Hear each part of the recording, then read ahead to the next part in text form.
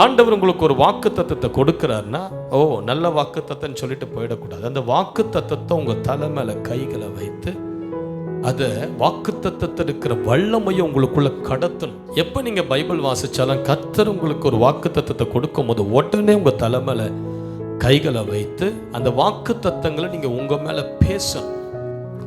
எப்பவுமே வசனத்துல பேசினாதான் வல்லமை. இந்த வசனம் பைபிளுக்குள்ள வடிவத்தில் இருக்கிற வரைக்கும் அதுக்கு பவர் கிடையாது. ஆனா அந்த வசனத்தை எப்போ உங்க வாயிலிருந்து நீங்க உச்சரிக்கிறீங்களோ அப்பதான் அந்த வசனம் ஆக்டிவேட் ஆகும்.